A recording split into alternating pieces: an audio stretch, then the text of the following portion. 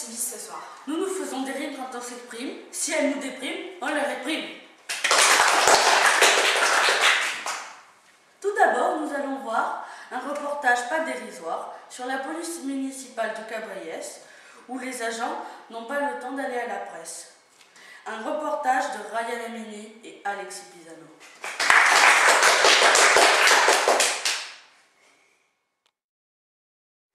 Bonjour, donc je m'appelle Marion Brun.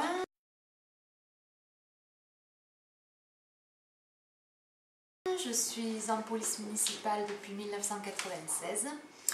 J'ai commencé ma carrière à Marseille jusqu'en 2005 et pour des raisons personnelles, donc j'ai demandé une mutation sur Cabriès que j'ai eue au bout de la deuxième fois. Et je seconde Patrick Champelet, qui est chef de poste de la police municipale de Cabriès, dans ses tâches quotidiennes. Je laisse la parole à mon collègue, Patrick. Bonjour, je m'appelle Patrick Hervé. Voilà, je suis SVP, agent de surveillance de la voie publique.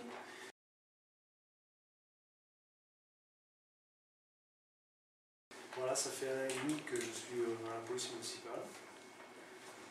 Voilà, en tant qu'ASVP. Donc je pense que vous avez peut-être des questions à nous poser. Donc on est tout oui.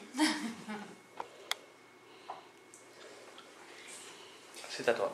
Donc, en première question, nous avons quelle est la différence entre la police et la gendarmerie? Alors, les prérogatives sont différentes, notamment en matière de judiciaire. Tout ce qui est procédure judiciaire, nous n'y avons pas droit.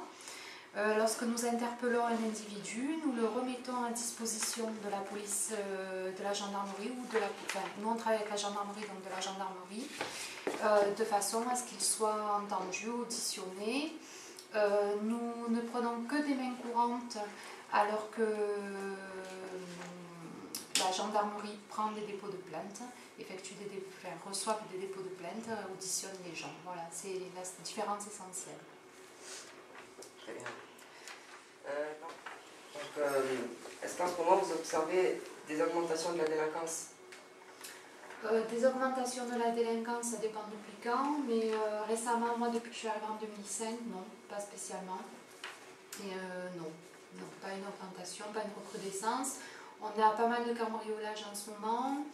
En période de Noël, nous avons des braquages. Le tabac de Cabriès s'est fait braquer donc, au mois de décembre, l'année dernière, donc 2010. Sinon, non, pas de recrudescence particulière. Alors, combien y a-t-il de policiers par secteur en moyenne? Alors, il n'y a pas de secteur proprement dit, donc on couvre Cabriès, c'est-à-dire c'est à peu près la moitié de la zone de plan de campagne, bon, tout le village de Cabriès, les alentours, tout le secteur de Calas et ça va jusqu'à la gare TGV de l'Arbois. La moitié de la gare TGV la moitié est couverte par Aix-en-Provence et l'autre moitié par Cabriès, par nous. Donc on est 10 policiers municipaux en tout, 7 titulaires avec le chef de poste et 3 agents de surveillance de la voie publique. Est-ce que vous faites appel à d'autres services de police? Si oui, lesquels? Alors actuellement nous sommes en zone gendarmerie, donc nous faisons appel à la gendarmerie pour tout ce qui est vol de véhicules, donc tous les fichiers nous n'y avons pas accès. Alors il y en a plusieurs, il y a les fichiers concernant les véhicules volés, savoir s'ils sont volés ou pas. Le fichier concernant le fichier national des automobiles, savoir si connaître le nom du propriétaire d'une voiture qui est abandonnée par exemple, pour pouvoir la faire enlever au plus vite. Il y a le fichier des personnes recherchées, donc pareil, donc qui dépend de la gendarmerie, pour des personnes qui pourraient être recherchées. Et donc on fait appel à ces services-là. Tout ce qui est cambriolage, comme on a vu, et suite judiciaire, pareil, donc nous faisons appel à la gendarmerie. Sachant qu'à partir du 1er août, nous allons dépendre de la police nationale. Nous ne dépendrons plus de la gendarmerie. Donc là, à ce moment-là, nous contacterons la police nationale comme nous le faisions auparavant avec la gendarmerie de Roubaix. Les cambriolages ont-ils souvent lieu dans quelle tranche d'horaire? Alors, les cambriolages ont lieu pendant les périodes des vacances, donc essentiellement juillet-août. pendant les périodes des fêtes, donc la période de Noël. Et les tranches horaires, c'est très variable, c'est très souvent, malgré ce qu'on pourrait penser, la journée. Et donc, pour la carrière, quelles précautions sont à prendre pour éviter le cambriolage? Les précautions, alors on a les opérations vacances, donc les gens nous laissent leur numéro de téléphone d'un voisin et des proches. Donc avec ça, on fait des patrouilles et donc en fonction des patrouilles, on repère un peu si les fenêtres sont ouvertes ou les portes. Voilà, on fait des patrouilles régulièrement. Voilà les précautions. La parole à Marion, Non, ben oui, comme disait Patrick, donc, on a des opérations tranquillité vacances où là on demande aux personnes de nous laisser leur nom, leur adresse, leur période d'absentéisme, leur numéro de téléphone, voilà, comme a dit Patrick, ou d'un voisin, savoir si quelqu'un est susceptible de pénétrer dans la maison, quelqu'un de la famille. Non, sinon, Patrick a tout dit, non, voilà, et on fait des rondes régulièrement, on note chaque jour les rondes qu'on a faites. Voilà.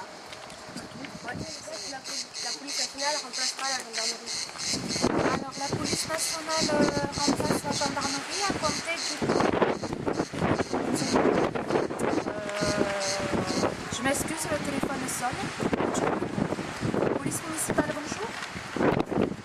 Oui, bonjour madame. Oui, donc vous êtes madame? D'accord, à quelle adresse s'il vous plaît madame, le véhicule se trouvait-il? Deux rues Alphonse Daudet? D'accord. Mais écoutez, on arrive tout de suite, je vous remercie. On s'excuse, on va partir sur un véhicule avec des individus suspects à l'intérieur. Merci beaucoup, au revoir.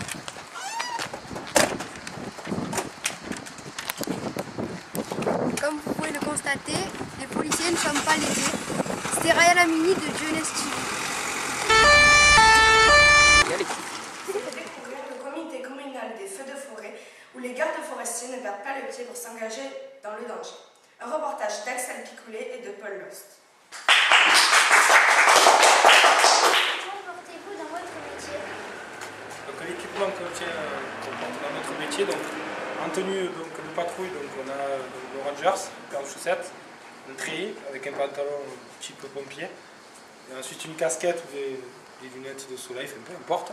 Et ensuite quand l'intervention, donc pour la protection incendie, donc on arrive sur un départ de feu naissant, on arrive donc avec un casque F2, donc type feu de forêt, donc type pompier, une cagoule, un ceinturon et un cuir. Donc on s'équipe dans le véhicule 3/4 du temps. Quand on arrive sur départ de feu, on est équipé. Et nous ensuite, quand on arrive sur départ de feu, bien sûr, on déroule notre tuyau, on se met en place et on fait l'extinction du départ de feu si on arrive suivant l'évolution du départ de feu. Voilà. Y a-t-il une échelle d'intensité pour les feux?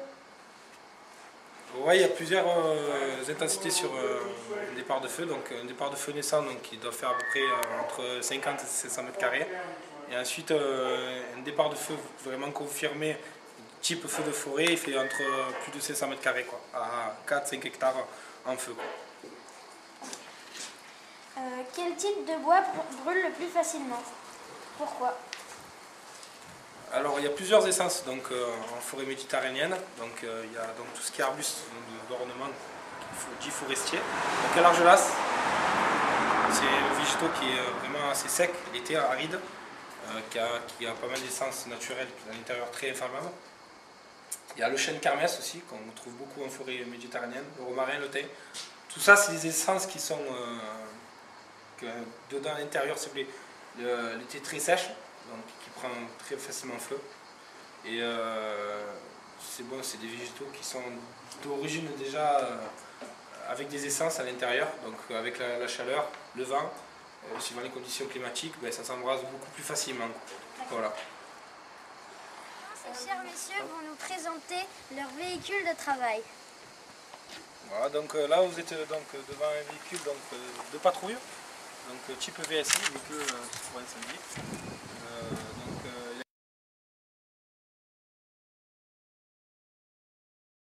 Il y a les caractéristiques d'avoir une queue de 600 litres d'eau, donc avec un dévidoir d'une longueur de entre 25 et 50 mètres suivant les modèles. Donc une pompe qui fait 1000 litres minute environ, donc ça dépend des pompes, des modèles, enfin bref. Donc ce véhicule il est vraiment fait pour du départ de feu naissant. Donc on arrive sur un départ de feu naissant, donc on arrive tout équipé sur départ de feu.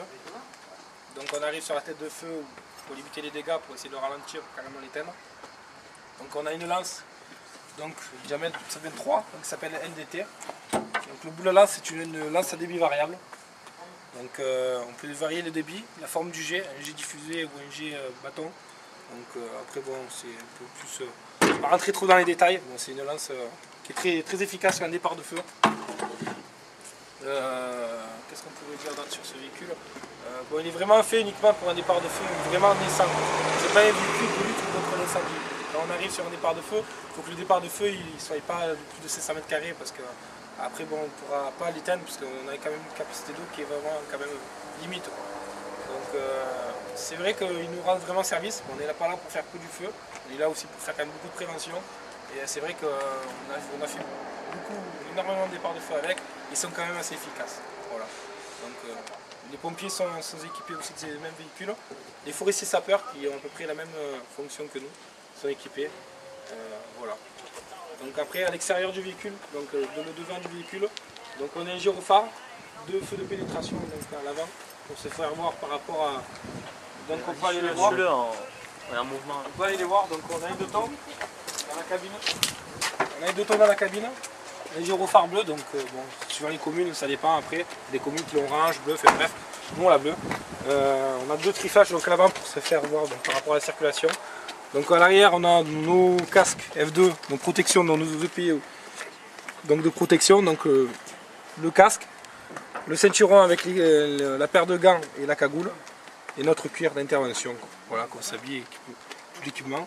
Ensuite on a un système radio qui nous permet d'être relié en permanence avec les vigies et le CODIS, donc, qui nous informe des départs de feu.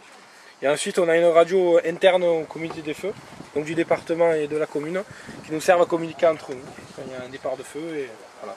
Donc bon, après c'est un véhicule qui est normalement livré classique. Il y a un équipementier qui s'appelle Tecnam qui l'équipe entièrement, donc qui met la cuve, le gyrophare, tout ça. Et voilà, c'est un véhicule d'intervention classique. Voilà, c'est ce que je peux vous dire de plus. D'accord, merci. Ça s'appelle une clé de poteau. Donc on arrive sur un départ de feu.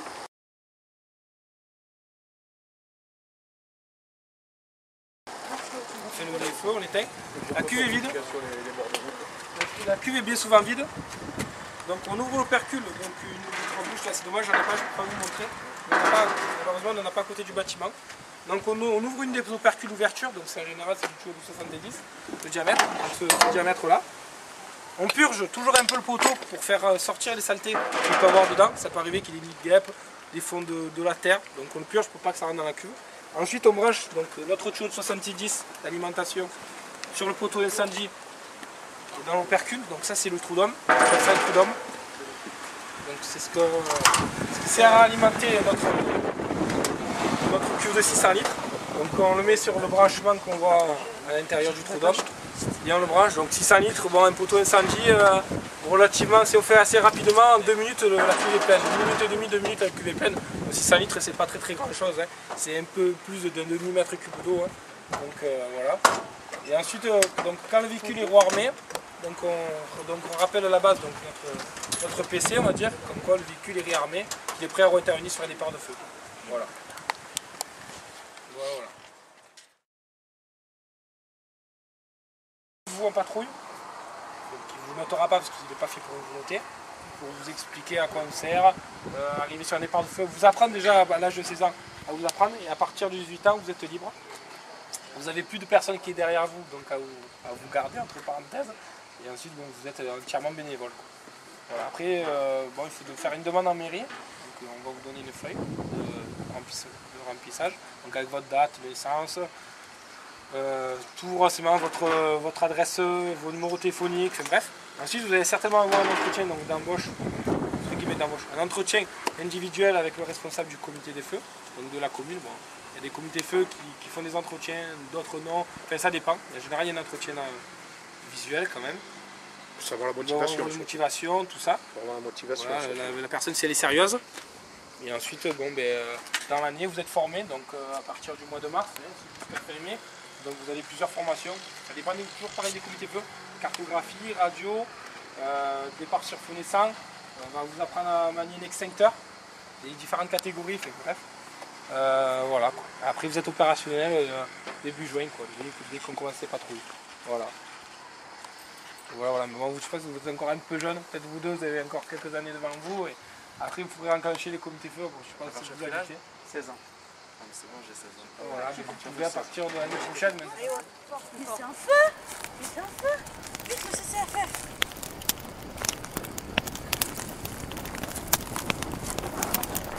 Oui, alors, bonjour.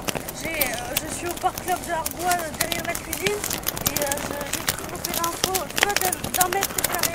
Donc, vous avez des gens, qu'est-ce que je dois faire? Je dois m'écarter? Je dois vous attendre? D'accord, merci, au revoir.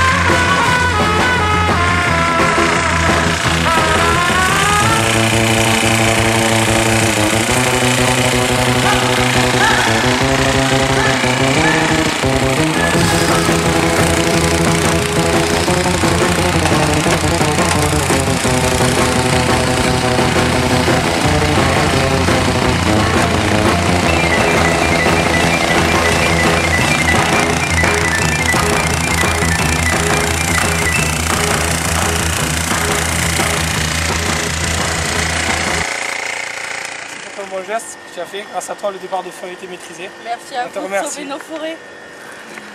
On est là pour ça, merci encore.